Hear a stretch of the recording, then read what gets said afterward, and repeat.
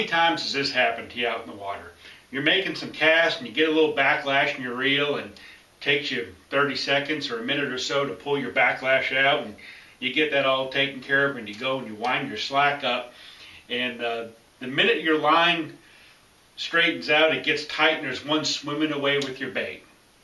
I've had that happen quite a few times. Or you make a cast and you kind of losing focus and the fish aren't biting very well, and you get talking to your fishing buddy, or you get thinking about something else, or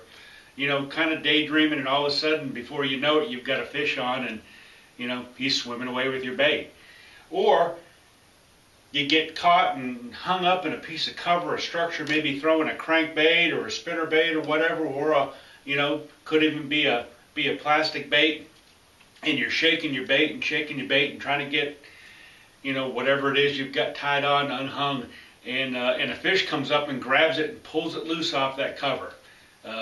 All these three scenarios happen, and they happen quite a bit, and they probably happen more than you think about. You just never really realize it. And all throughout the day when we're fishing, a number of different things can happen when we're out there in the water, and any one of these three things can happen, and they've all happened to me from one time to another. And usually when I'm catching fish, or I get fortunate enough to catch a couple of fish like this, I call it accidental success. And you really didn't plan on getting a backlash, it just happened, or you really didn't plan on getting hung up in the cover, it just happened, or you didn't, plan on losing focus, you just got carried away and something happened, you caught a fish. The thing that really separates a lot of people is taking advantage when those little things happen during the course of the day, and being able to capitalize on that and make the correct changes to be able to either distinguish a pattern that you hadn't noticed, or be able to capitalize on the mood of the fish, and be able to put a few more in the boat. And a lot of this happens all throughout the day, like I said, and it may mean the difference between throwing a plastic bait and perhaps dead sticking a Senko. When that type of scenario starts to happen, especially if I throw a backlash in my reel and the bait's sitting down there for a while, and I pull up that and I catch a fish, they're usually telling me that I'm fishing a bit too quick and I need to really slow down. So I might go from real aggressive hopping and dragging my bait along the bottom to fit really slowing down and really letting that bait soak, or dead sticking a Senko or some other type of plastic on the bottom. The other extreme is possibly if you make a cast and you're hopping your bait along the bottom and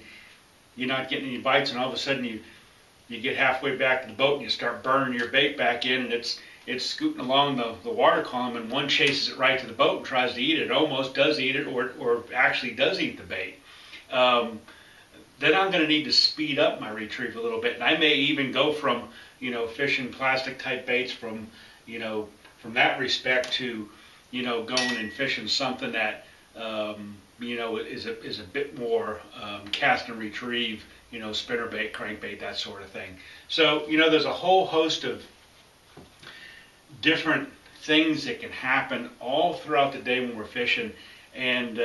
I'll take some accidental success anytime if it keys me into catching a few more fish. So when you're out there in the water, the big thing is to pay attention to little things, and that's what's so exciting about going bass fishing, that every day is different, every hour is different. The bass change constantly from when you start fishing to when you stop, from day to day, and they're always going to do that. And the neat thing is trying to figure out what you need to do to adjust to be able to put a few more in the boat. I'm Mike DelVisco. Now see you on the water. And for more bass fishing info, log on to FINS'nTALES.com or like them on Facebook. Fins and Tales, your hotspot for bass fishing stories, videos, people, places, events, how-tos, product reviews, and so much more.